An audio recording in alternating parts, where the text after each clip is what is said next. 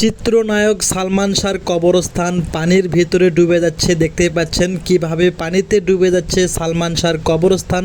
জীবনের কর্মক্ষম পুরো সময় এই শহরকে দিলেও মৃত্যুর পর ৩.৫ হাত জায়গা মেলে না। পানি বাড়লে ভেসে ওঠে কবর, আবার পানি কমলে নেমে যায়। কবরটি ভাঙতে গেলে বিকল হয় এক্সকাভেটর। এই অংশীদারেরা কবরটা খড়ি রাখছে, ঘিরে রাখছে, এর দিয়ে ঘিরে রাখছে ওই পর্যন্ত। তখন থেকে এখন সালমান শাহর কবরে মিলল অক্ষত মরদেহ। কাফনের কাপড়টুকুতেও লাগেনি সামান্য দাগ। চারপাশে এদিকে এবার ৩০ বছর পর সালমান শাহকে মাটির নিচ থেকে তোলা হচ্ছে। সিলেটের প্রত্যেকটা জনগণ অবাক হয়ে যায়। সালমান শাহর মামলায় এবার নতুন মোড় নিয়েছে। চিত্রনায়ক সালমান শাহর দেহাবশেষ কবর থেকে তুলতে সিলেট জেলা প্রশাসকের কার্যালয়ের সহকারী কমিশনার ও এক্সিকিউটিভ ম্যাজিস্ট্রেট পারভেজকে দায়িত্ব দেওয়া হয়েছে। তাকে দায়িত্ব দেওয়ার অফিস আদেশের একটি অনুলিপি ঢাকার মেট্রোপলিটন ম্যাজিস্ট্রেট আদালতে পাঠানো হয়েছে। চিত্রনায়ক সালমান শাহর মৃত্যুর প্রকৃত কারণ উদ্ঘাটনে তৃতীয়বার দেহাবশেষ কবর থেকে উত্তোলনের অনুমতি দিয়েছেন আদালত। আজ এটি জানিয়েছেন মামলার তদন্ত কর্মকর্তা।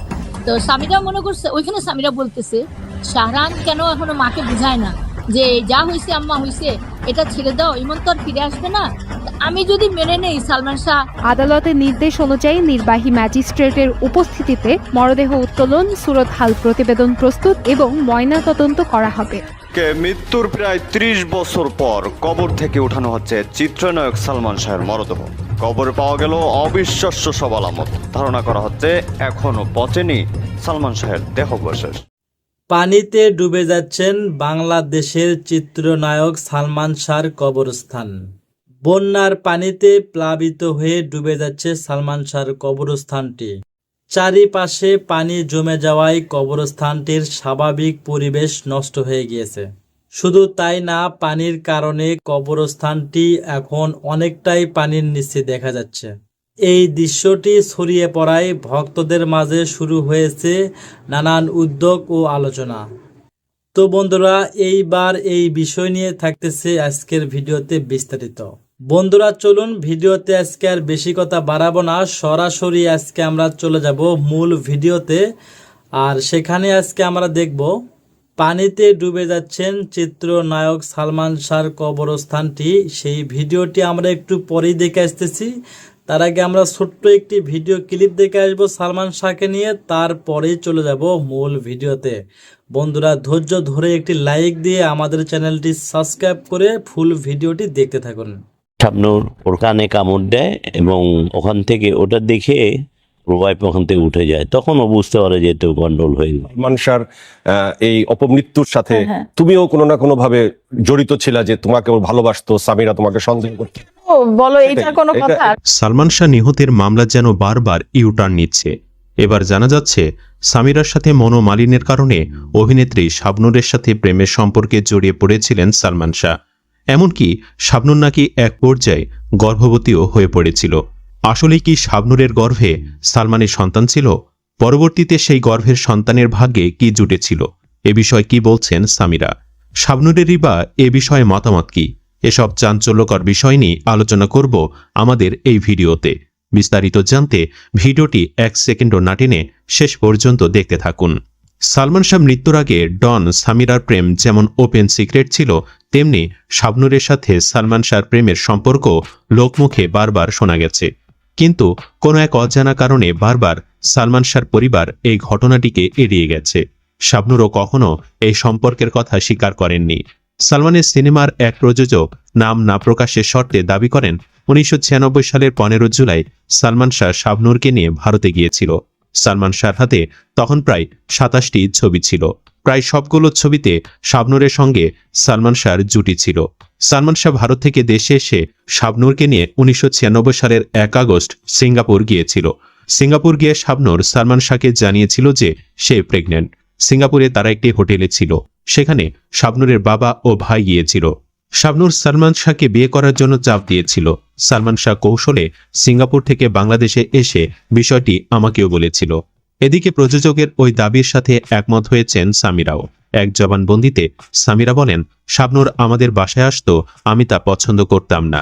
এর আগে সালমান শাহ শাবনূরকে নিয়ে কক্সবাজারে একটি আউটডোর শুটিংয়ে গিয়েছিল। সেখানে শাবনূর আর সালমান শাহকে হোটেল উপলের একটি রুমে আটকে দেওয়া হয়েছিল। শাবনূরের মা ও আমার শাশুড়ি সালমান শাহকে শাবনূরের সঙ্গে বিয়ে দেওয়ার জন্য খুবই আগ্রহী ছিল। যদিও সালমান শাহর মা নীলা চৌধুরীর দাবি ভিন্ন। নীলা চৌধুরী ভাষ্য, শাবনূর বিভিন্ন বিষয়ে সালমানের ওপর নির্ভর করতেন। প্রয়োজনের সময় সালমান তাকে সহযোগিতা করতেন। তবে তাদের এই ঘনিষ্ঠতাকে কেউ কেউ ভিন্নভাবে উপস্থাপন করেছেন বলে মনে করেন তিনি। তার মতে সেখান থেকে সালমান শাবনূরের প্রেমের গুঞ্জন তৈরি হয়। শাবনূরও এর আগে একাধিকবার সালমান শাহর সঙ্গে প্রেমের সম্পর্কের কথা অস্বীকার করেছেন। তার ভাষায় সালমান ছিলেন তার শ্রদ্ধেয় বড় ভাই ও জ্যেষ্ঠ সহশিল্পী। তাদের সম্পর্ককে ঘিরে কিছু মানুষ ও সংবাদকর্মী মুখরোচক গল্প তৈরি করেছিলেন বলেও অভিযোগ করেছেন তিনি। এসব গুঞ্জন তার দীর্ঘ ক্যারিয়ারে কষ্টের কারণ হয়েছিল বলে জানিয়েছেন এই অভিনেত্রী। এদিকে ব্যক্তিগত জীবন নিয়ে সামিরা আরও বিভিন্ন কথা বলেন। সেখানে তিনি সালমান শাহকে ইমন নামে সম্বোধন করেছেন।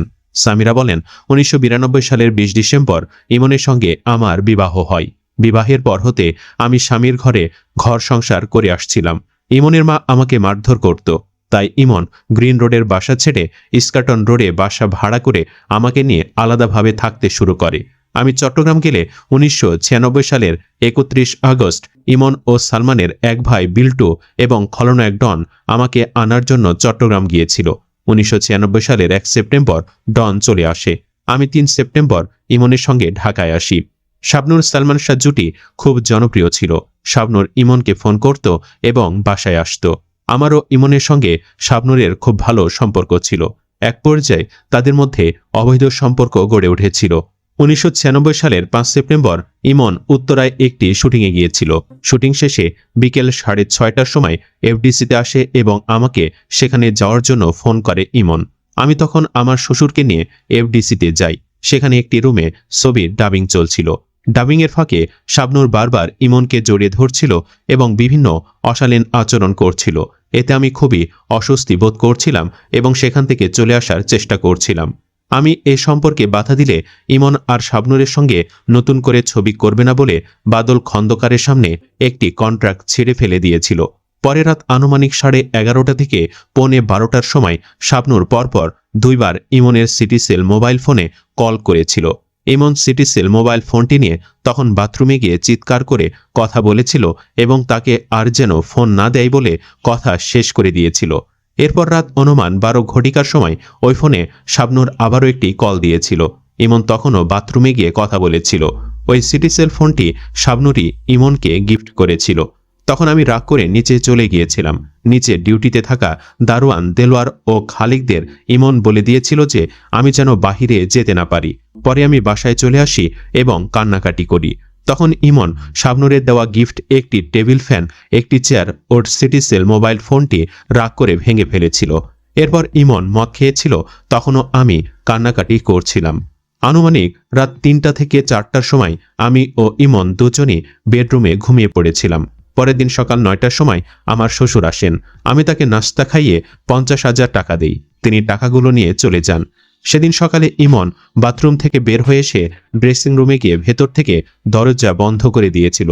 এর কিছুক্ষণ পর সালমানের পালিত ছেলে ওমর অন্য বাথরুমে গোসল করে বের হয়। ওমরের পরনের কাপড় ড্রেসিং রুমে ছিল। সালমানের বাসার গৃহকর্মী ও ওমরের মাটলি ও ওমর তখন ড্রেসিং রুমের দরজা বন্ধ রেখে দরজা খোলার জন্য ইমনকে ডাকাডাকি করছিল। ডাকাডাকিতে আমি ঘুম থেকে উঠে আসি এবং দরজা খোলার জন্য ইমনকে ডাকাডাকি ও ড্রেসিং রুমের দরজায় নক করি। দরজা না খোলায় আবুলকে দিয়ে চাবি আনিয়ে দরজা খুলে আমরা দেখি ইমন ফ্যানের সঙ্গে রশি দিয়ে গলায় ফাঁস লাগিয়ে ঝুলে আছে। আমরা তখন চিৎকার করতে থাকি। আমি ও মনোয়ারা মিলে ইমনকে পায়ের দিক থেকে আলগাইয়া ধরি।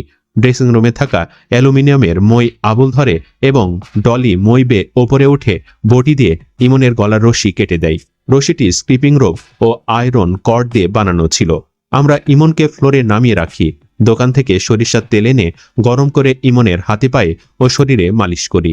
ইমনের মলদার দিয়ে মল ও প্রস্রাব নির্গত হওয়ায় আবুল ও ডলি ইমনের প্যান্ট পাল্টিয়ে দেয়। তখন আবুল ইমনের প্যান্টের পকেট থেকে একটি চিরকুট পায়। এর মধ্যে রমনা থানার ওসি সহ পুলিশ আমাদের বাসায় আসে। আবুল ইমনের পকেটে পাওয়া চিরকুট আমার হাতে দিয়ে দেয়। এর কিছুক্ষণ পর পুলিশ এসে আমাকে জিজ্ঞাসাবাদ করায় আমি পুলিশের হাতে সেই চিরকুট দিয়ে দেই। পাশের বাসার সালমান হোসেন সহ প্রতিবেশীরা সবাই এসেছিল। পাশের ক্লিনিক থেকে ডাক্তার ডেকে আনা হয়েছিল। ডাক্তার ইমনকে দেখে বলেছিল যে ইমন আর বেঁচে নেই। এরই মধ্যে আমার শ্বশুর শাশুড়ি ও দেবর বিল্টু আসেন।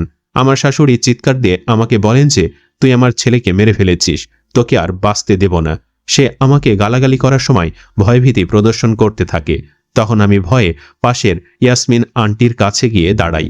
তখন তিনি ইয়াসমিন আন্টির সঙ্গে আমাকে নিয়ে ঝগড়া শুরু করে দেন। ওই সময় বাদল খন্দকার, মতিন রহমান, শাহ আলম কিরণ, মোহাম্মদ সেলিম এবং পাশের বাসার সুইটি ভাবি ও তার স্বামী সালমান সহ সবাই উপস্থিত ছিলেন। ইমনকে তখন সবাই মিলে সেখান থেকে হলি ফ্যামিলি হাসপাতালে নিয়ে যায়। তখন পুলিশের বজলুল করিম সাহেব ও রমনা থানার ওসি আমার বাসায় তাদের টিম নিয়ে তল্লাশি করে এবং আমাকে জিজ্ঞাসাবাদ করে। ইমনকে হলি ফ্যামিলি হাসপাতালে নিলে সেখানে কর্তব্যরত ডাক্তার তাৎক্ষণিকভাবে তাকে ঢাকা মেডিকেল কলেজ হাসপাতালে নিয়ে যেতে বলে। ইমনকে ঢাকা মেডিকেল কলেজ হাসপাতালে নিয়ে গেলে কর্তব্যরত ডাক্তার তাকে মৃত ঘোষণা করেন। সুপ্রিয় দর্শক, এসব তথ্য বারবার শাবনুরের নাম সামনে নিয়ে আসে। আপনার কি মনে হয় সালমানের মৃত্যু রহস্যের মধ্যে শাবনুরের কি কোনো সংযোগ আছে? একটু জানবো আসলে প্লিজ, আপনার শুরুটা কেমন ছিল সালমান শাহর সাথে? কি করতেন আসলে আপনি? আসলে আমি সুচন্দ্রা ম্যাডাম অফিসে পিয়নের কাজ করতাম। 88 থেকে 91 পর্যন্ত আমি এই কাজ করছি। 91 আসছে যখন 1991 সাল আমি পিয়নের কাজ ছেড়ে এফডিসিতে ব্যাক করছি। ব্যাক করার পরে সালমান ভাইয়ের প্রথম ছবির শুটিং চলে কেমত থেকে কেমত, ওই ছবির প্রোডাকশনের কাজে ঢুকছি। ওই কাজে ঢুকার পরে কিছুদিন কাজ করার পরে সালমান ভাই আমার বললো যে মনসুর, আমার তো একটা পার্সোনাল একটা লোক দরকার, পিয়ে তুমি তো প্রোডাকশনে কাজ করো, তুমি আমার সাথে থাকো। তো আমি বললাম যে ঠিক আছে ভাই, আপনি যদি আপনার সাথে রাখবেন আমি থাকবো। তো আমি যখন বলছি এই কথা বলার পরে উনি আমারে রেখা দিয়েছে ওনার সাথে। তো ওনার সাথে কাজ শুরু হইলো কেমন থেকে কেমন ছবির আউটডোরে গেলাম কক্সবাজার থেকে কাজ শেষ করে ঢাকায় আসলাম। ওটা মৌসুমী ম্যাডামেরও প্রথম ছবি, ডন ভাইয়েরও প্রথম ছবি, সালমান ভাইয়েরও প্রথম ছবি, এমনকি এই যে কৌতুক অভিনেতা মিঠু ওনারও প্রথম ছবি এটাই কেমন থেকে কেমন। যাই হোক, মিঠু ভাইয়ের সাথেও আমার খুব ঘনিষ্ঠ সম্পর্ক ছিল, ভালো সম্পর্ক ছিল। মিঠু ভাই এখন কোথায় আছে কেমন আছে আমি জানি না। মিঠু ভাইয়ের খুবই সম্মান করতো, সিনিয়র হিসাবে শ্রদ্ধা করতো সালমান ভাই। সালমান ভাইয়ের তুমি করে সম্বর্ধনা করতো, সালমান ভাই মিঠু ভাইয়ের আপনি করে সম্বর্ধনা করতো, যেহেতু সিনিয়র। তো ওনার কাজ করার পরে মনে করেন ভালো একটা পজিশনে চলে গিয়েছিলাম আমি গরিব মানুষ, আমি নুন আনতে পান্তা পুরাইতাম। সালমান বাসার কি কি কাজ করতেন আপনি? প্রোডাকশনে কাজ সালমান ভাইয়ের তার অ্যাসিস্ট্যান্টই করতাম, তার ড্রেস মেকিং করতাম, তার খাবার দাবার, তার শিডিউল মেনটেন করতাম। বাসায় থাকতাম, ওনার বাসায় থাকতাম। আমার উনি ছাড়তো না, কন্টিনিউ উনি আমার 24 ঘন্টায় লগে রাখতো। আমার ছাড় দিত না, আমার ছুটি দিত না, বলতো যে তুই গেলে আমার মনটা ভালো লাগে না। তো আমি থেকে গেতাম। মাঝে মাঝে আমি চলে আসতাম, বন্ধু বান্ধব ছাড়া আমার মন টিকতো না, বন্ধু বান্ধবের সাথে সময় দিতাম। তখন আমার বয়স অল্প ছিল, ইয়াং ছিলাম। তো সালমান ভাইয়ের লোক অনেক কাজ করছি। সালমান ভাই এমন একজন মানুষ ছিলেন যে সে কখনো কারো মনে দুঃখ দেয়নি, কষ্ট দেয়নি, কখনো কারোর সাথে খারাপ ব্যবহার করেনি। অনেক মানুষ ছিল যে অসহায়, এফডিসিতে কাজ পাইতো না, কাজ করতে পারতো না। আইসা বলতো মনসুর আমরা কাজ করতে পারি না, আইলাম তোর কাছে, তো তোমার হিরো আমাকে একটু হেল্প করে ভালো হইতো। তো আমি বলতাম যে শুটিং পিক আপ হইলে আপনি আইসেন বাইরের সামনে, আমি বাইরে বইলা ব্যবস্থা করবো না। তো শুটিং পিক আপ হওয়ার পরে যারা কাজ করতে পারতো না দাঁড়াইতো গাড়ির সামনে, তো বাইরে বলতাম ভাই ইনার তো বাজার আর বাসায় নেই, কাজ টাজ করতে পারে না, তো ঘরে বাজার আর চাইলেন কিছুই নেই। বলতো যে ঠিক আছে তো এলো টাকা দিয়া দে, কাউরে 2000, কাউরে 3000, কাউরে 5000, এইভাবে টাকা দিত ভাই। অনেক মানুষ তো এরকম হেল্প করছে। কিন্তু মনে করেন ফিল্মে কেউ কারো হইতে পারে না, কেউ কারোর না, কেউ কারোর না, আপন তো নাই, কেউই কারোর না। আমি যে আপনার আমি আপনার হইতে পারি না, আপনি যে আমার হবেন হইতে পারে না, যার যার স্বার্থ নিয়ে থাকে ফিল্মে। তো অনেক মানুষের হেল্প করছি। তারপর কি হলো আসলে সালমানের সাথে আপনার বাসায়, বা কি দেখতেন তার স্বামী স্ত্রীর সাথে তাদের?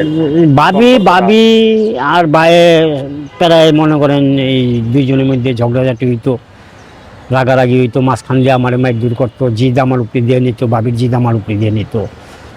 হ্যাঁ, স্বামীরা ভাবির জিদ আমার উপর দিয়ে নিত, ভাবির একটা টাচও করতো না। কিন্তু প্রায় বাইরে দেখা গেতো, বাইরে না খামচির দাগ, গলায় খামচির দাগ, বুকে খামচির আচর। তো আমি বাইরে বলতাম ভাই এই অবস্থা কত তোর ভাবি করছে। আমি তো এই কারণটা কি, কই যে তোর ভাবি আমার সন্দেহ করে, মাইন্ড করে। তো সন্দেহ করতো, মাইন্ড করতো, এটা মনে করেন করা উচিত হয়নি কারণ এটা কাজ করে কাজ মানে উনি সালমান শাহ তো বাংলাদেশে একলা হিরো না, আরও হিরো আছে না, আরও নায়ক নায়িকা আছে না, তাকেও তো সংসার আছে, ফ্যামিলি আছে, ওই তারা তো মাইন্ড করে না। সামিরা ভাবি কেন মাইন্ড করবে উনারে? উনি কাজ না করলে এত বড় জনপ্রিয়তা এত বড় সুপারস্টার নায়ক হইতে পারতো? কখনোই হইতে পারতো না। আজকে সে সুপারস্টার হয়েছে দেখা তার জনপ্রিয়তা বাড়ছে। আর এই জনপ্রিয়তা ধস নামার জন্য যে তারে কীভাবে কে কী করছে আমি তা জানি না। আমি মারা যাওয়ার প্রায় 3 মাস আগেই আমি চলে আসছি, মারছিল। শেষ মাইর খায় যখন আসছি আমি বলছিলাম, ভাইয়া ভাত ছিটাইলে কাকের অভাব নেই, টাকা ছিটাইলে আমার মতো মনসুর অভাব নেই। ভালোও পাবেন, আমার চেয়ে খারাপও পাবেন, হুবহু আমার মতো পাবেন না। আপনার কাছ থেকে চাকরি ছাড়ছে, আপনার মুখে স্বীকারোক্তি দিয়েছেন যে 15 বার তুই আমার কাছ থেকে চলে গেছিস, 15 বারই আমি তোরে নিয়েছি। যেহেতু উনি আমার ছাড়া থাকতে পারতো না, মন মানে না, আরও কাজের লোক লাগছে, কেউ টিকতো না। আমি ওই দিন বিদায় করে দেওয়ার কারণ কি? ওই দিন বিদায় করে দেওয়ার কারণ ভাবির লগে ঝগড়াঝাটি হয়েছে, কথা কাটাকাটি হয়েছে, রাগারাগি হয়েছে, মাঝখান দিয়ে আমার মাইর দিছে, এমন মাইর দিছে আমার কলিজায় আঘাত লেগে গেছে। তখন আমি বললাম, ভাই ভাত ছিটাইলে কাকের অভাব নেই, টাকা ছিটাইলে মনসুর অভাব নেই। আজকে যেভাবে ব্যবহারটা করলেন আমার কলিজায় লেগে গেছে। হ্যাঁ, আমি বললাম যে আমি আর আপনার কাজ করব না, প্রয়োজন হইলে ফিল্মই আমি ছেড়ে দেবো। ফিল্মই ছেড়ে দিছি। আইসি 3 মাস পরে এই ঘটনাটা আমি জানতে পারি যে ভাই মারা গেছে। কিভাবে মারা গেছে, কেন মারা গেছে, সে তো আত্মহত্যা করার মতো মানুষ নাই যতটুকু আমি জানি। কিভাবে বুঝলেন? আমি যদি আপনার লগে 6 মাস থাকি, আপনি কোন ধরনের মানুষ, কেমন মানুষ, কোন চরিত্রের মানুষ আমি যাই না জামুগা। আর 4.5 বছর ছিলাম, সে যে আত্মহত্যা করতে পারে না তার পরিকল্পিতভাবে হত্যা করা হয়েছে এটা আমার মনেই গায়। মানে বুঝতে পারছেন? বুঝতে পারছি যে সে কি কোনোদিন বলছে যে আমার ভালো লাগে না এই দুনিয়াদারি? না, এইসব বলে নেই, এত এইসব বলে নেই। বলছে আমার এইটুকুই যে মনসুর, ঘরের ইঁদুর যদি বেড়া কাটে বাইরের ইঁদুরের দোষ নেই। প্লাস তোর ভাবি আমার সন্দেহ করে, আমি তো কোনো খারাপ কিছু করি না, তুই সাথে থাকিস, তুই তো দহস। আমি কি হওয়া ভাই, কিন্তু ভাবি তো মনে মনে সন্দেহ করে। এই সন্দেহটা বেকার, এই ঘরে অশান্তি ঝগড়াঝাটি, এটি তো ভালো না। তো বললো যে কী করুম নারী জাত, মা বোনের জাত, ইজ্জত করবি, সম্মান করবি, বিশ্বাস করবি না। আর অতিরিক্ত বিয়া, পুরুষ মানুষের জন্মাইছে, বিয়া করলে কোনো সময় বউর অতিরিক্ত ভালোবাসবি না, তাহলে মাথা কাটাল ভেঙ্গা কোষ খাইবো, বার সামলাইতে পারবি না। এটা হলো ভাইয়ের মুখের কথা। হ্যাঁ হ্যাঁ, সালমান ভাইয়ের মুখের কথা এটা। পরে যখন বিদায় নিচ্ছেন তখন কি কইলো? তখন আমার মুখের দিকে উনি চেয়ার রয়েছে, আমি কাইন্দা কইতাছি, আমার নাক দিয়ে মুখ দিয়ে ঠোঁট দিয়ে বায়া আমার প্যান্ট শার্ট ভিজে গেছে। তখন উনি চেয়ার রয়েছে, ওনার মাঠ চোখে টলটল পানি, ওনার চেহারা লাল হয়ে গেছে গা, উনি রাগে বৃষ্টিত চেহারা দেখা গেছে। মানে ওই দিনকে মন মাইর দিছে আমার কলিজায় লাগছে। আরও মারছে, কিন্তু এইভাবে কখনো মারেনি। ওই মাইর খাই কইছি আলবিদা বইলা যে চলে আইছি। 3 মাস পরে আমি মারার অর্থটা কি? মারার অর্থটা ওই বাবির লগে রাগারাগি করে আমার মারছে। কি কারণে রাগারাগি হয়েছে? হ্যাঁ হ্যাঁ, আমার উপরে জিটটা ঝাড়ছে। তো কি কারণে রাগারাগি হয়েছে তা ডাকছিল আপনাকে? পরে আমার মহল্লায় গেছে গাড়ি নিয়ে খুঁজতে।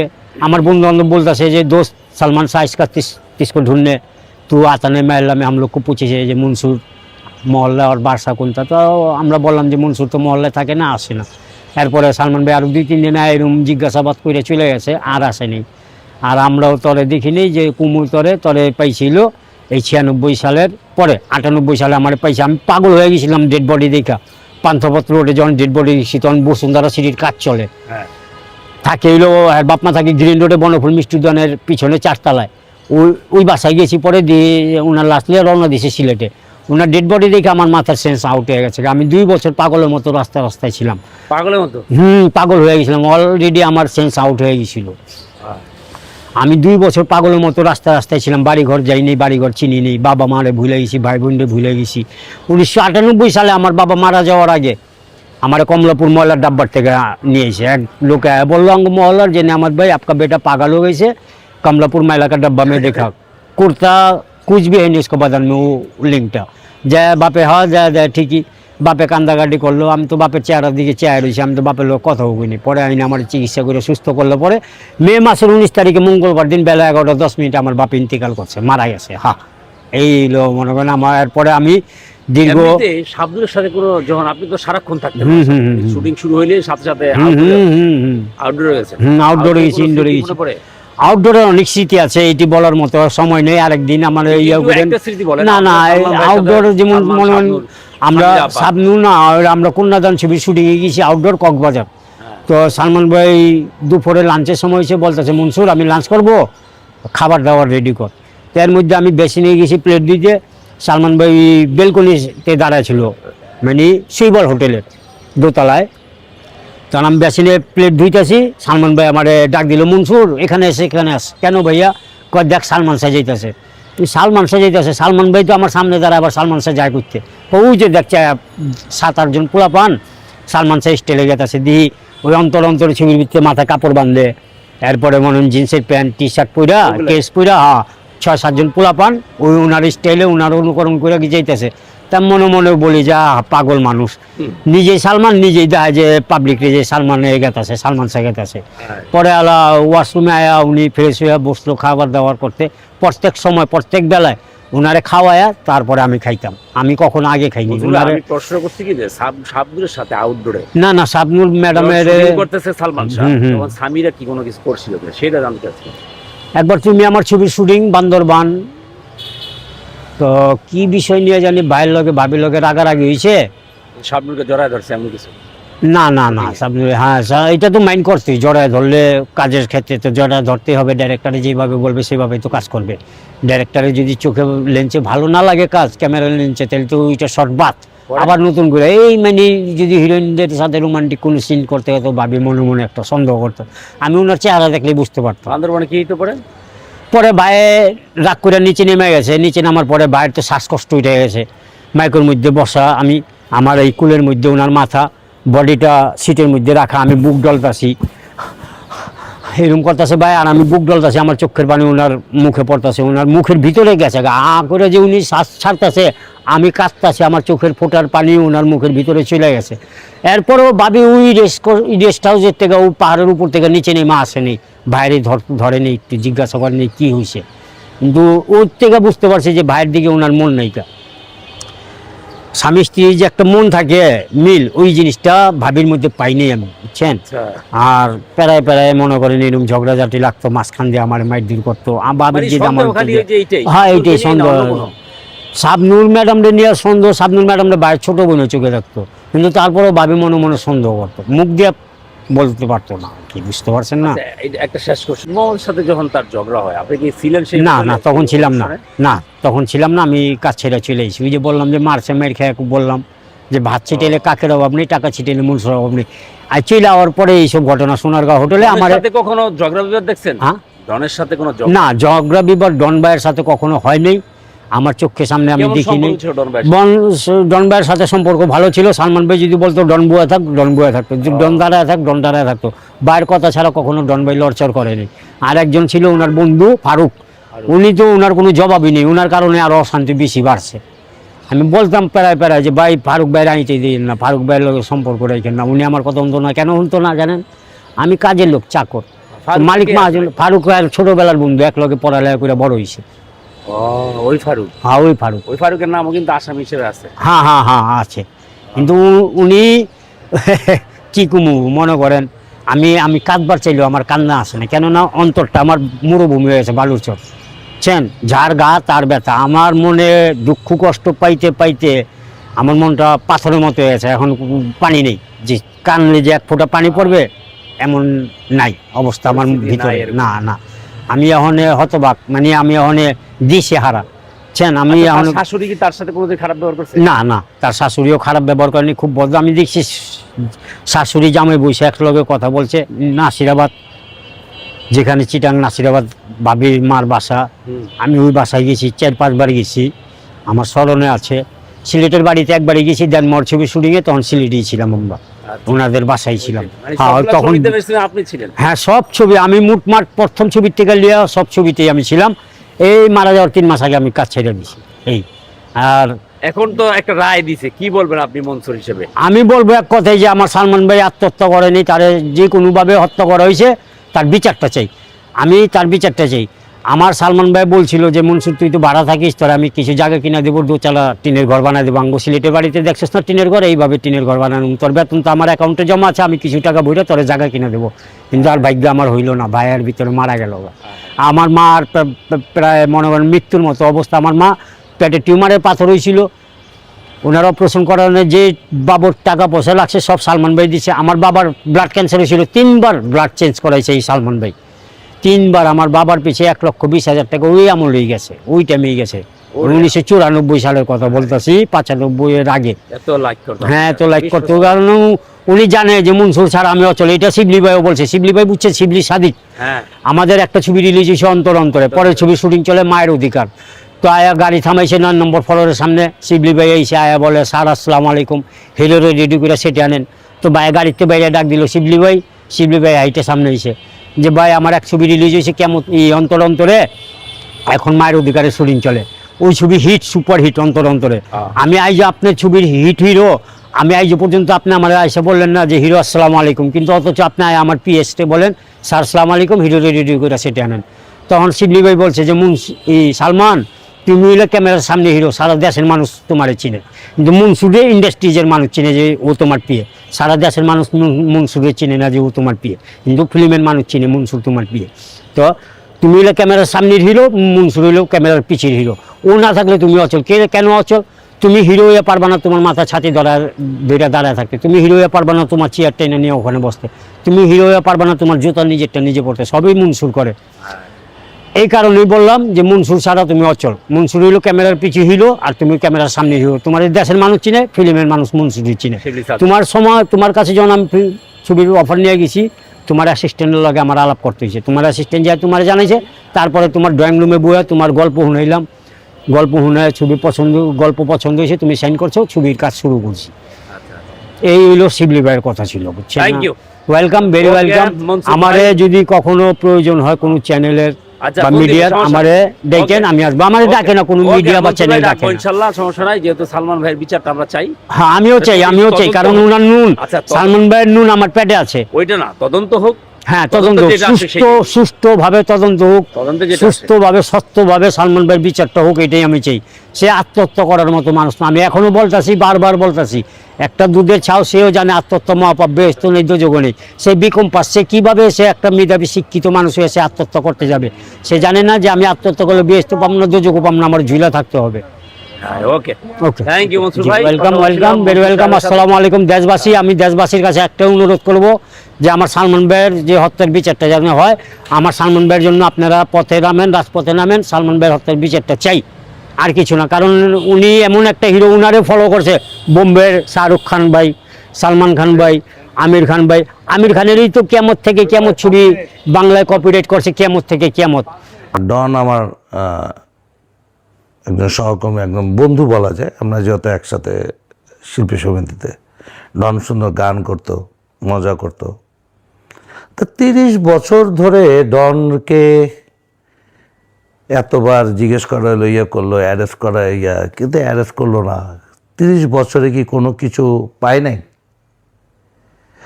আর আমিও চাই সালমান হত্যার বিচার হোক, কিন্তু এতটা বছর কেন করলো? এত মানে তাহলে কি আমি বলবো যে জিনিসটা ঠিক ওয়েতে যায় নাই? আমি জানি না, এটা ওনার মা তো মা তো নাই। আমি চাবো যে মা যেটা করতেছে, কিন্তু এতটা কেন ডিলে হচ্ছে? 30 বছর যেরকম। আর ইমনও আমার বন্ধু ছিল, ইমন আমাদের গলিতে আসতো, আমি ওর ইমন নামে চিনতাম। সালমান সুপার একটা ভালো একটা ছেলে। আমি ডনের সাথেও দেখছি সালমানের সাথে খুব ভালো সম্পর্ক। আমাদের সাথে অত ভালো সম্পর্ক ছিল না, কিন্তু একদম খারাপ ছিল না। ডনের সাথে আমার একটু ভালো সম্পর্ক ছিল। ডন খুব ভালো একটা ছেলে। আমার কাছে কেন জানি আমি চাই এটা বিচার হোক। এইবারই তো শেষ, যদি এইবারের পর তো আর কেউ এটা করতে পারবে না। তবে আমি ডনের থেকে একবার আমি জিজ্ঞেস করতাম, ডন, সালমান এই হত্যার সাথে তোর নাম আসতেছে কেন বারবার? তুই তো ওর সাথে মিশতে, এটা তো স্বাভাবিক। দোষ, আমার সাথে কেউ মরলে তাকে করবে। কিন্তু ও বলতো যে দোষ, ও না প্রায় এরকম ফান করতো, সোফার উপরে দুষ্টমি করতো, সামিনার সাথে ফাজলামি করতো। এখন আমি যাই না ডনের, আমি চাই যে বিচার হোক, কিন্তু ডনের সামিরাকে দেশে আনা হোক, সামিরাকে জিজ্ঞেস করা হোক। কিন্তু এইভাবে বারবার আসলে এই হত্যাটার বিচার এতটা ডিলে আমার কাছে মানে হচ্ছে। আমি যাই না, এটা বলতে আমার, এখন আমি কোনটা বলে আবার ওনার মা ওইখান থেকে বলবে এও জড়িত, আমি এটা চাই না। তা আমি চাই বিচার হোক এইবার একদম সহি বিচার হয়ে যদি ডন হয় তাহলে ডনের বিচার হবে, যদি না হয় তো একটা কথা বলবো, ডনেরও ভক্ত আছে, শাবনুরেরও ভক্ত আছে, মৌসুমীরও ভক্ত আছে, এখন অনেকের নাম সবাই বলতেছে, করতেছে। তবে এই বিচার এই বাংলাদেশে হোক আর না হোক, এক জায়গায় কিন্তু বিচার হবে, উপরওয়ালা কিন্তু ছাড় দেবে না। তখন দেখা গেল যে শুধু শুধু আমি হয়রানি হচ্ছি, আমাকে আপনি আজকে হয়রানি করতেছেন, উনি কিন্তু ছাড় দেবে না। উনি যদি আমি না করি, কেন আমাকে শুধু শুধু আমি ভুগবো? আর যদি আমি সত্যি জড়ায় থাকি, তাহলে এইবারই এটা ফয়সালা হয়ে যাবে। আমি চাই চূড়ান্ত ফয়সালা হবে। সালমানের অনেক ভক্ত, অনেকে, আমি চাবো যে একদম ওপেন, মানে একদম ওপেন বিচার হোক, যদি কারো হাতে হয়ে থাকে। আর যদি না হয়ে থাকে তাহলে আল্লাহ ছাড় দেবে না। তাহলে এটার সাথে আরো অনেকে জড়িত আছে, 11 জন। তো এদের মধ্যে একটা নিষেধাজ্ঞা ছিল যে দেশের বাইরে যেতে পারবে না। যদি আজকে ডন দেশের বাইরে না যেতে চাইতো, তাহলে তো বিচার আজকেও হতো না। এখন ডন দেশের বাইরে যেতে চাইছে দেখে ডনকে অ্যারেস্ট করা হয়েছে। এটা নিয়ে বেশ আলোচনা হচ্ছে। হ্যাঁ, এবং সালমান হত্যার বোধহয় সালমানের মৃত্যুবার্ষিকীও বোধহয় সামনে, এবং ওমরা করতে যাচ্ছিল। তা বাকিদেরকে কেন অ্যারেস্ট করা হচ্ছে না? কেন? ও তো বোধহয় 4 না 5 নম্বর আসামি, 4 নম্বর। তাহলে বাকিদেরকে কেন অ্যারেস্ট করা হচ্ছে না? বাকিদেরকে ডাকা হোক, অবশ্যই তাদেরকে। কারণ আইন, মানে এটা তো একটা তদন্ত কমিটি আছে, তদন্ত কমিটি শুধু ওকে দিয়ে কি, মানে এটা কি, মানে কোনো কিছু ঢাকার জন্য এটা? তাহলে কেন বুঝতেছিল? মানে আমি চাই যে এটা বিচার হোক, সব কিছু, কিন্তু সবাইকে অ্যারেস্ট করা হোক। এই একজনের উপরে বারবার কেন হয়, এটা আমি জানতে চাই। 11 জন আছে, তার মধ্যে বোধহয় 1 নাম্বার আসামি বোধহয় আজিজ ভাই, সামিরা, তারপরে তার শাশুড়ি, আরো অনেকেই আছে আর কি। সবাইকে অ্যারেস্ট করা হোক। এই একটা ছেলের উপরে বারবার কেন করতে? আমি বলবো না যে ডনকে ধরাতে ডনেরকে ছেড়ে দেওয়া হোক, বিচার করা না হোক, এটা বলবো না। আমি চাই ডনের বিচার হবে, কিন্তু আগে তো ওদেরকে করতে হবে। একটা জিনিস অপরাধী আর কি, যদি সঠিক, তাহলে তো ওরা অপরাধী। তো অপরাধী যদি ওনার 4 নম্বরে ধরে তো লাভ নেই, 1, 2, 3 এইভাবে তো আসতে হবে। ওদেরকে অ্যারেস্ট করা হোক, খালি একজনের উপরই হবে, এটা দেখতেও লাগে। তবে আসলে এটা আমিও ওর ভক্তদের মতো, আমি ওর বন্ধু হিসাবে আমি চাই যে সালমানের বিচার হোক। এবারই ফয়সালা হবে ইনশাল্লাহ, আশা করি। সালমান আপনার বন্ধু কিভাবে হইল আসলে? সালমান এই গলিতে আসতো প্রায়। ওর আবার এখানে একটা সার্কেল ছিল আমাদের অপোজিটে, হাসনাবাদ কলোনিতে। ওর একটা ফ্রেন্ড ছিল, ওরা বোধহয় হয়তো একসাথে লেখাপড়া করছে কিনা আমি যাই না। ও এইখানে আসতো, তো এইখানে আসলে প্রায় আমার সাথে দেখা হইতো, কথা হইতো। নাইস একটা ছেলে ছিল, আসতো, করতো। অনেক সময় ভালো ফ্রেন্ডশিপ হওয়ার পরে অনেক সময় বলতো যে আমার ভাই বোন সবাই বাইরে থাকে, তো যখন ওরা কোনো কাপড় যদি ওর পছন্দ হইতো, তো ভাই এইটার পরে একটু শুটিং করে আসি, না আবার সুন্দর মতো দিয়ে যেত, করতো। আমার ভালো লাগতো ওর আচার আচরণ, আমরা সবই মানে ভালো লাগতো। ডনও এরকম আসতো, ওর সাথে একই গাড়িতে চলতো ফিরতো, ভালো।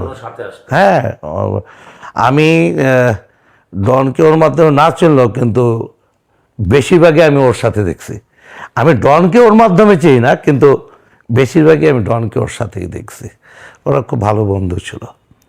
হ্যাঁ, সালমান শাহ মা বলে যে আসলে ডনকে নাকি বিভিন্ন অন্য জায়গা থেকে কোরায় নিয়ে আসছে সালমান শাহ, বন্ধু ছিল। এটা তাদের আচরণটা কেমন দেখতেন আসলে? খুবই ভালো। আমি এক জায়গায় শুনছি যে কাজের ছেলের মতো ডনের সাথে ট্রিট করতো না, এটা ইম্পসিবল। একটা ছেলে ইংলিশে কথা বলে, একটা ছেলে শিক্ষিত, একটা ছেলে ডন ডন ডন কিন্তু এক ভালো গান গায়। ও যদি এই জগতে নাও আসতো, ও গলা এত সুন্দর, ও খুব সুন্দর গান গায় কিন্তু। আগে থেকে হ্যাঁ হ্যাঁ হ্যাঁ, ও ওই শ্রাবণের মেঘগুলো ঝড়লো আকাশে, ও যে ইটাতে গান করছে সেটাতে আমার ছেলে মেয়ে ওর সাথে ড্রামস করছে। এটা আপনি ডনকে যদি কখনো দেখো, আপনি জিজ্ঞেস করবেন যে এই যে আজকে যে হিজাবি মেয়ে, ও কিন্তু সেদিন ডনের সাথে। সালমান শাহ ডনের সাথে কি অভিনয় করছেন আপনি? না সৌভাগ্য হয়নি। না, সালমান সাথে আমার কোনো ছবি টবি নেই। এই কোনো ছবি নেই। না। এটা অন্য কোনো স্মৃতি আছে আপনার সাথে সালমান শাহ?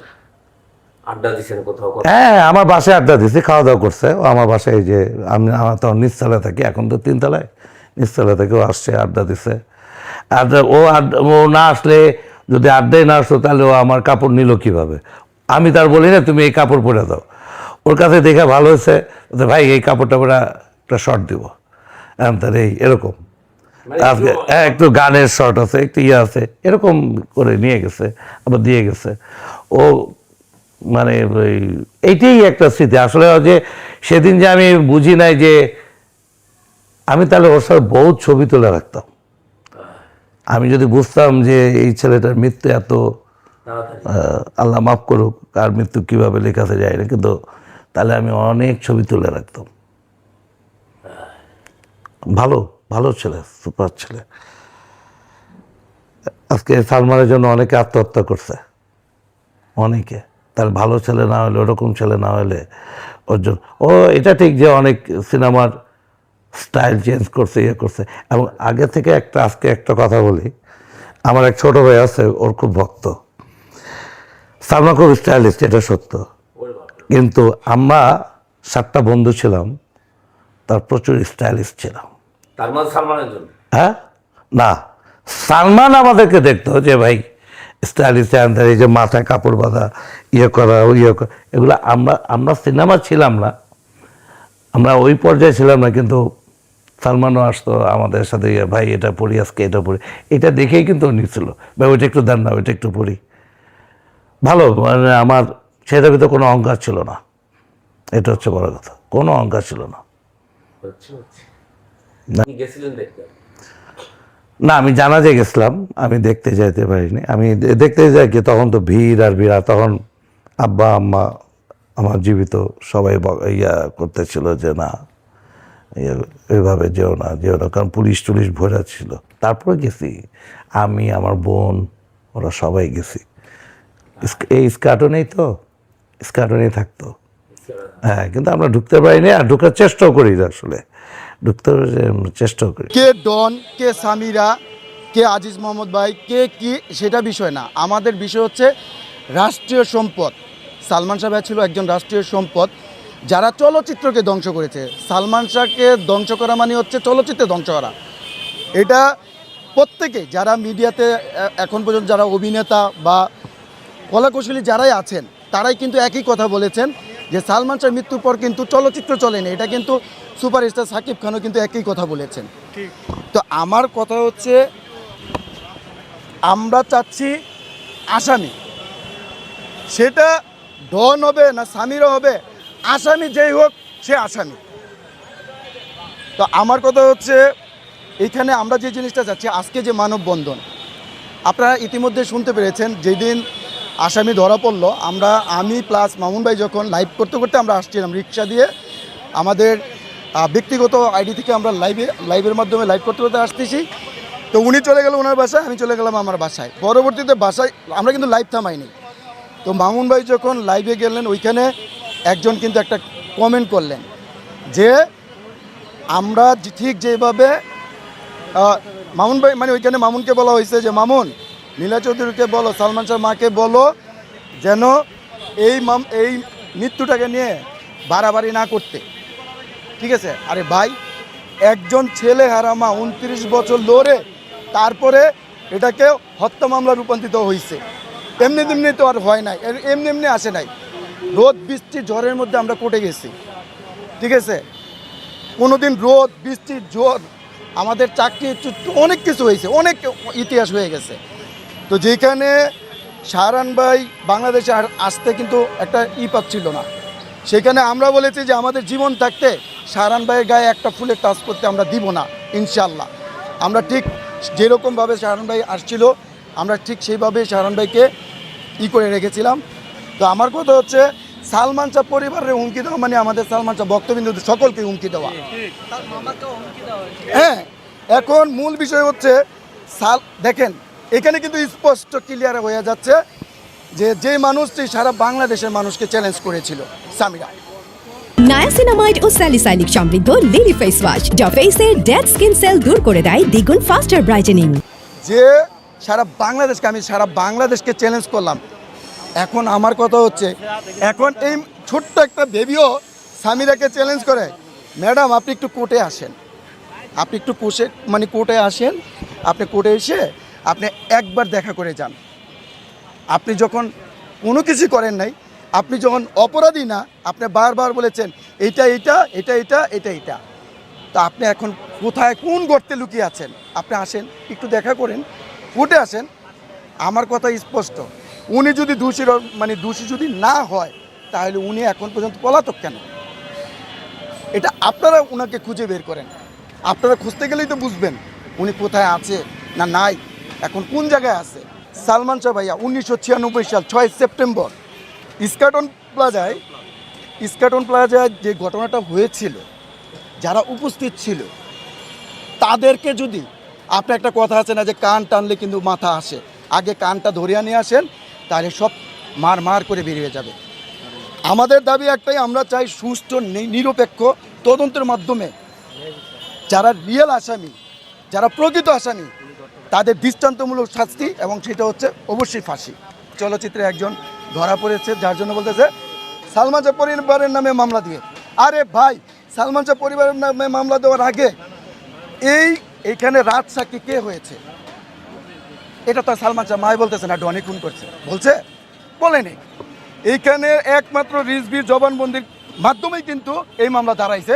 এই মামলাটা কিন্তু হত্যা মামলায় রূপান্তরিত হয়েছে, আর সেই মামলার কারণে, হত্যা মামলার কারণেই কিন্তু আসামিদেরকে নিয়ে আসছে। আমার কথা বেশ ভালো কথা। এবার আসি, আসামিকে নির্দেশ দেওয়া হয়েছে সরকারিভাবে, সরকার তরফ থেকে নির্দেশ দেওয়া হয়েছে আসামি যেন কোনোভাবে দেশ ত্যাগ না করে। আচ্ছা, উনি তো জানেন যে দেশ ত্যাগ করতে গেলেই তো আমাকে ধরবে, তাইলে উনি কীভাবে, কার মাধ্যমে, কার ছলে বলে? আমি মনে করি যে আসামিরও বর্তমানে যিনি গ্রেপ্তার হয়েছেন তারও চুপ করে থাকার সময় না, তাকেও ডাইরেক্টলি বলা উচিত যে কার মাধ্যমে তিনি দেশের বাইরে যেতে চেয়েছিল। আসল কথা হচ্ছে আমরা চাই যে কোনো আসামি, আমি আগেই বলেছি কে ডন, কে সামিরা, এখানে শাবনুরকে টানা হচ্ছে। টোটালি কথা হচ্ছে আমরা সাধারণ জনগণ, আমরা রাষ্ট্রের জন্য লড়ছি, আমরা চলচ্চিত্রের মানুষের জন্য লড়ছি। এটা কিন্তু চলচ্চিত্রে কিন্তু গর্ব করা উচিত, যেখানে চলচ্চিত্রের মানুষের এখানে আজকে দাঁড়ানোর কথা। কারণ এই সালমান শাহ ধ্বংস হয়ে গেছে, চলচ্চিত্র ধ্বংস হয়ে গেছে।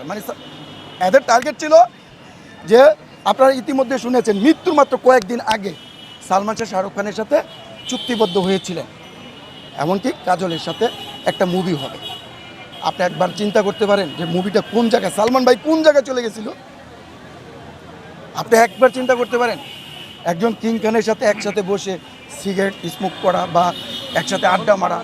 আজ পর্যন্ত কি এরকম কোনো হিরো, তো অনেক আছেন, তারা কি কখনো গিয়েছেন শাহরুখ খানের সাথে এরকম একটা মহব্বত? তাহলে আজকে আমরা কি হারাইছি, এটা চলচ্চিত্র মানুষের যদি একটু ঠান্ডা মাথায় চিন্তা করে তারাই বুঝবে যে চলচ্চিত্র কি সালমান শাহকে নিয়ে কি বলবো, কোত্থেকে শুরু করব, এটা আমি এই মুহূর্তে প্রস্তুত নই। কারণ তার সাথে চলচ্চিত্র জীবনের অনেক স্মৃতি আমার সাথে জড়িত, একসাথে কাজ করতাম, ক্ষত স্মৃতি, এগুলো বলে শেষ করতে পারবো না। আমাদের চলচ্চিত্রের ইতিহাসে একটা উজ্জ্বল নক্ষত্র সালমান শাহ, সে এসেছিল আমাদের মাঝে, কতগুলো ছবি করেছে, খুব একটা ছবি করতে পারেনি, মাত্র 27টি ছবি করেছেন তিনি। এরই মধ্যে টোটাল ইন্ডাস্ট্রিকে তিনি জয় করে নিয়েছিলেন। একটি ব্যক্তি ছিল না যে সালমান শাহকে নিয়ে কটূক্তি করে বা তার ব্যাপারে কোনো খারাপ কথা বলবে, এই মন্তব্য করার কোনো লোক ছিল না। তাহলে এই কথাতেই আপনারা বুঝে নেবেন যে সে কতটা ভালো মানুষ ছিল, কতটা প্রেমিক ছিল সে। এমন কোনো লোক নেই যে তার কাছ থেকে ভালোবাসা পায়নি। এই স্মৃতি আপনাদেরকে বলে বোঝাতে পারবো না। সালমান শাহ অমর, সে অমর হয়েই থাকবে। যুগে যুগে বহু শিল্পী আসবে, কিন্তু সালমান শাহ যে জায়গাটা করে রেখেছে সেই জায়গাতেই সে থাকবে। বর্তমান প্রজন্মও সালমান শাহকে ভালোবাসে, তার জন্যে শ্রদ্ধায় মাথা নত করে, তার জন্যে দোয়া করে। আমার পরিচয় হয়েছিল, আমি একজন চলচ্চিত্রকার হিসাবে ছবি করতে গিয়ে আমার প্রেম পিয়াসী ছবিটির যখন চিত্রনাট্য করলাম, আমার কাছে মনে হয়েছিল যে এই জুটিটা সালমান শাবনূর হওয়া উচিত। সেই সূত্র ধরেই সালমানের কাছে গেলাম আমি। সালমান এর আগে কিন্তু আমার সাথে কোনো ছবিতে কাজ করেনি, কারণ তখন আমি সে ডিরেক্টর হয়ে গেছি। তার কাছে গিয়ে যখন বললাম যে আমি তোমাকে আমার ছবিতে কাস্ট করতে চাই তার বাসায়, তখন সে সাথে সাথে বলে ফেললো আমি আপনার ছবি করব না। সাথে সাথে আমি চেঞ্জ হয়ে গেলাম। তা আমি বললাম এটা কেমন কথা বললা তুমি, আমার ছবি করবে না? কারণ কি? আমি ইন্ডাস্ট্রিতে রাজ্জাক সাহেব থেকে শুরু করে, রহমান থেকে শুরু করে সব শিল্পীর সাথে আমি কাজ করেছি। আমি ডাইরেকশন দেব, আর্টিস্টকে সিলেক্ট করব, আর্টিস্ট আমার কাজ করবে না, এই ধরনের মন্তব্য শুনতে আমি অভ্যস্ত নই। তুমি অন্যভাবে বলতে পারতে, যেহেতু আমাকে ইগনোর করেছো। আমিও তোমাকে বলে গেলাম ইন্ডাস্ট্রিতে দুজন থাকবে না, হয় সালমান থাকবে না হয় রেজা হাসমত থাকবে, বুলেট এক রাউন্ড বলে আমি চলে আসি। আর সেই রাস্তা দিয়ে আসতেছি আর চিন্তা করতেছি ওকে তো আর নেওয়া যাবে না। কন্ট্রাডিকশানটা হয়ে গেল। আমার স্বপ্ন ছিল যে এই জুটিটা দিয়ে আমি ছবির গল্পটা দাঁড় করাবো, ব্যাস চলে আসলাম চিন্তিত। এদিকে সালমান মানে নিজেকে আর ধরে রাখতে পারতেছে না। এরকম লোক তো ইন্ডাস্ট্রিতে দেখিনি এইভাবে কথা বলে। হয় সালমান থাকবে না হয় রেজা হাসমত থাকবে, দুইজন থাকবে না একজন থাকবে। ওর মাথা খারাপ হয়ে গেছে। গাড়ি টান দিয়ে এফডিসিতে আইসে সেরে শাহ আলম কিরণ, শিবলি সাদিক, হান্নান সাহেব, খন্দকার বাদল, আবিদ হাসান বাদল, সবগুলো ডিরেক্টরকে ডাইকা প্রত্যেককেই জিজ্ঞেস হতে হুইজ রেজা হাসমত, সে কি মাস্তান?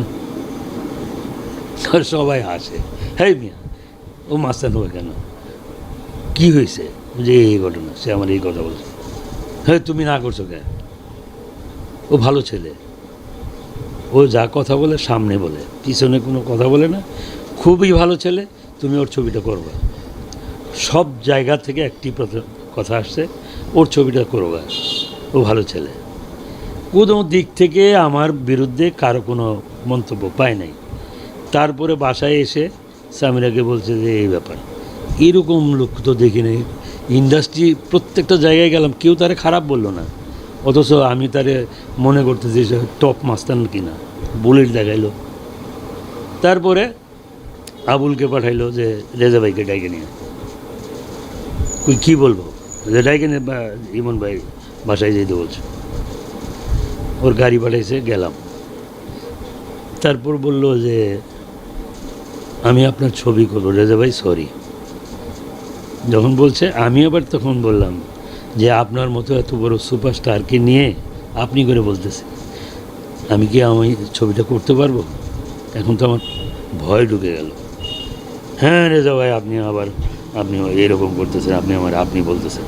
আমি না, আপনি তো সুপারস্টার আর আমি তো খুদে টেকনিশিয়ান। রেজা ভাই সব কথা বাদ, আপনি আমার সাইনিং মানি দেন। সাইনিং মানি দেবো, তুমি আমার গল্প শুনবে না? গল্প শুনবো না। উনি কিন্তু প্রত্যেকটা ছবির গল্প না শুনে কাজ করতো না। তা আমি আমার ছবির গল্প না শুনে কাজ করবে, আমি লোকটা কিন্তু খারাপ। ওই হ্যাঁ আপনি খারাপ দেখে তাহলে আমার গল্পটাও তো খারাপ হইতে পারে, ওই খারাপ গল্পটাই আমি করবো, আপনি নিয়ে আসেন, আমি আপনার গল্প শুনবো না।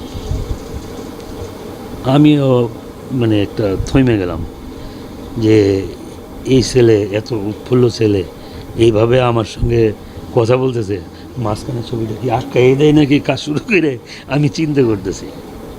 তারপরে পরের দিন সকালেই আমার ল্যান্ড ফোনে ফোন করলো, আসতেছেন কখন? আমি আসতেছি। ব্যাংকে গেলাম, 3 লাখ টাকা উঠাই চলে আসলাম একটা কন্ট্রাক্ট ফর্ম নিয়ে। বাসায় গিয়ে কন্ট্রাক্ট ফর্মটা দিলাম, আমি সব ফিল আপ করে রাইখে শুধু অ্যামাউন্টটা খালি রাখছি আর ওর সিগনেচারটা বাকি। অ্যামাউন্টটা বসাবে, সিগনেচার করবে। আমি টোটাল ফর্মটা ফিল আপ করে রাখি।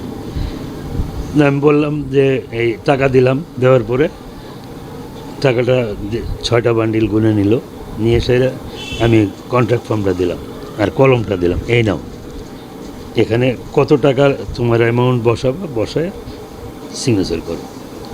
পাশে সামিরা ওর দিকে তাকাইছে, সামিরা বলতেছে তোমাকে আমি কালকেই বলছিলাম যে এই লোকটা কিন্তু ফিল্মের 8-10টা লোকের মতো আমার কাছে মনে হয়নি, কথায় বার্তায় আমার কাছে মনে হয়নি।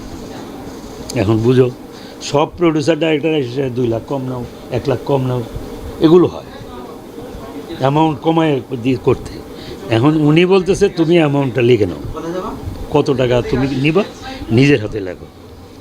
তো গেছে ফাইসা লেখে না, এর চাওয়াচাওয়ি করে। ফাইট ডিরেক্টর মুসলিম আমার সঙ্গে বসা, মুসলিম আবার কী হলো, লেখো অমিয়া লেখো। তো এদিক ওদিক তাকায় সেটা 8টা শূন্য লেখলো, লেখে সিগনেচার করলো কইরা আমার দয়া। আমি এইটা দেখে সেটা আমি নিজে ব্যাখ্যা হয়ে গেলাম, এটা কী কয়, এ তো আমার চেয়ে বড় শিয়ানা, আমি আর কি করবো।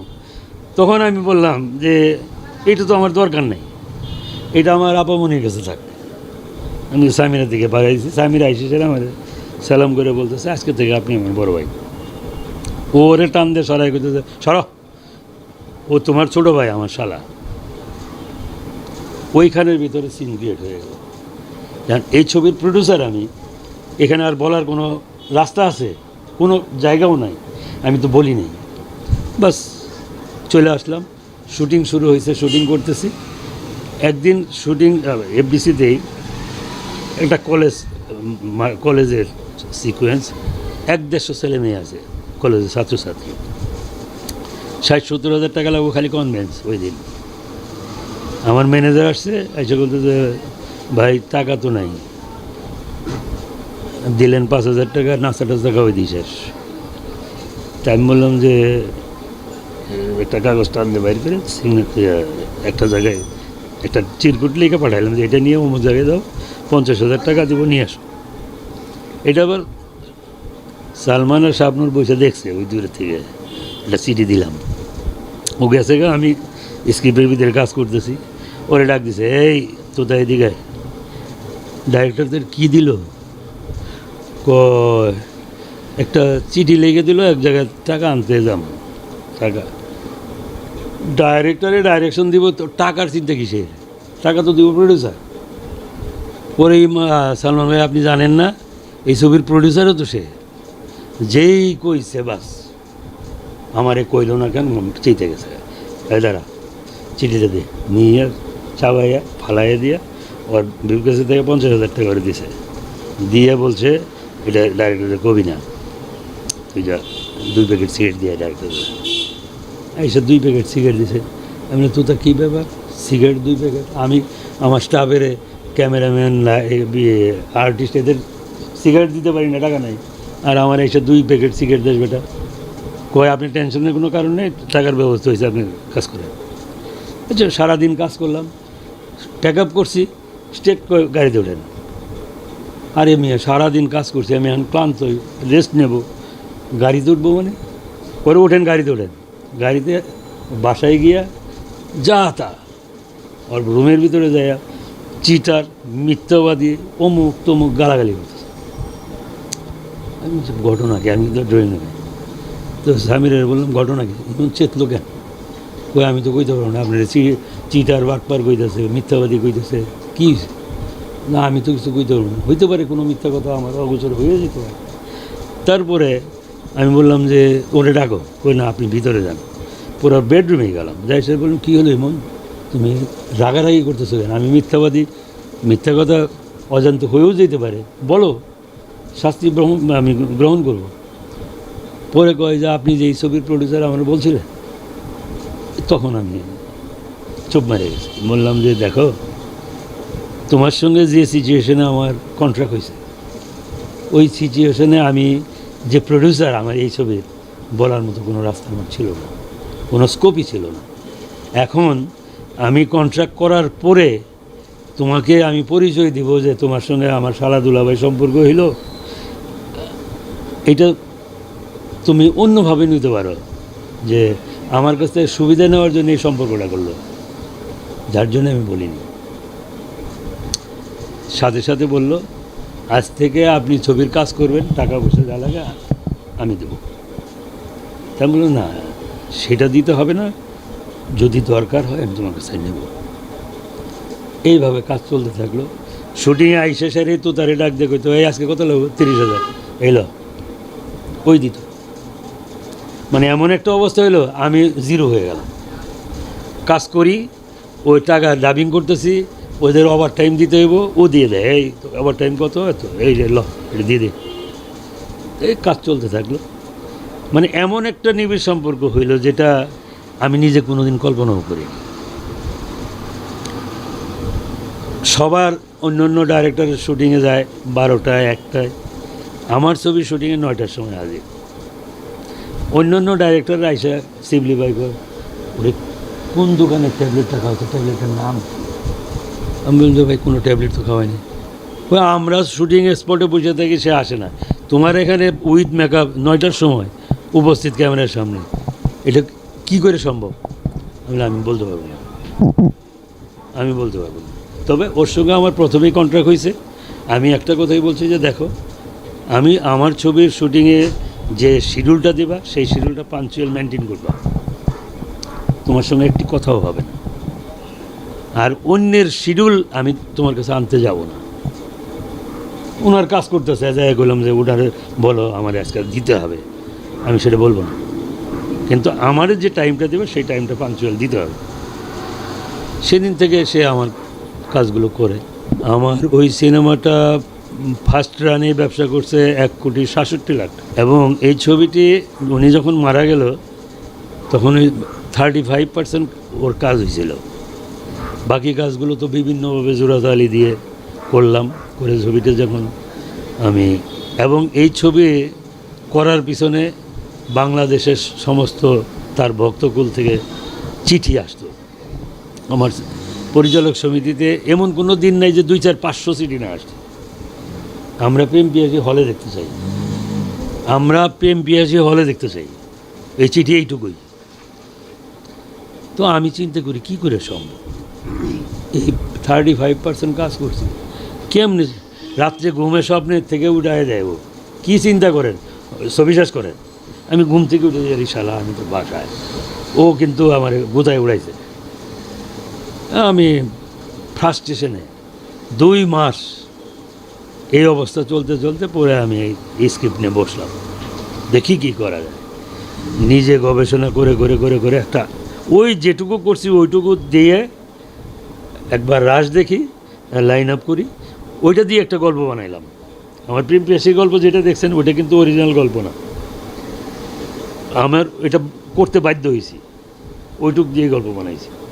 বানাইয়া তারপরে একটা লাইন আপ দাঁড় করাইয়া আজিজুর রহমান আমার ওস্তাদ, সিনিয়র ব্যক্তি, আকবর কবির পিন্টু, এদেরকে ডাকলাম, এদের সামনে ডাকলাম যে ওস্তাদ আপনার দেখেন আমি এই লাইন আপটা দাঁড় করাইছি, এই ছবিটা এইভাবে করা সম্ভব কিনা, করলে চলবে কিনা।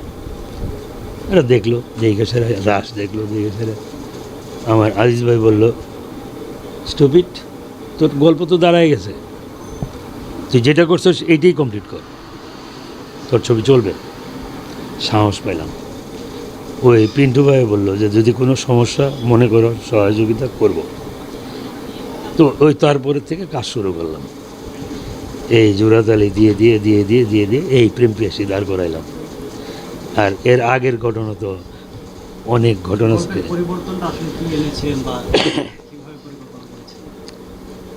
গল্পের পরিবর্তন, মূলত গল্পের যে জিস্ট আপনার সিনোপসিসটা এইটুকু আমি রাখতে পারছিলাম, যে তাকে দিয়ে কিছু ড্রামা, বাবা মার সাথে ছেলের ড্রামা, বাবার সাথে মেয়ের ড্রামা, তারপরে মেয়ের বাবার সাথে ছেলের ড্রামা, মেয়ের সাথে ওই ছেলের ড্রামা, এই কাজগুলো মানে একটা সেট ফেললে ওই সেটটা টোটালটা তো শেষ করতে হয়। ওই সেটের ভাইটাল যে কতগুলো সিকোয়েন্স ছিল আমি সেগুলো করতে পারছিলাম।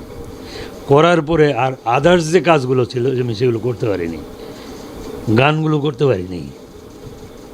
তারপরে এগুলোকে যে লিঙ্ক আপ করতে যা লাগে করে করে এই গল্প দাঁড় করে গেল।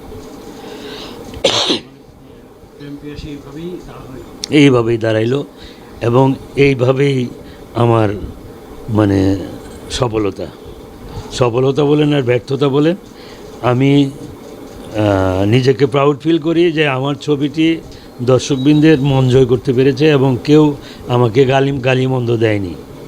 দেখেন এই মৃত্যুর রহস্যটার ব্যাপারটা আমাকে প্রশ্ন করলে আমি কি উত্তর দেব?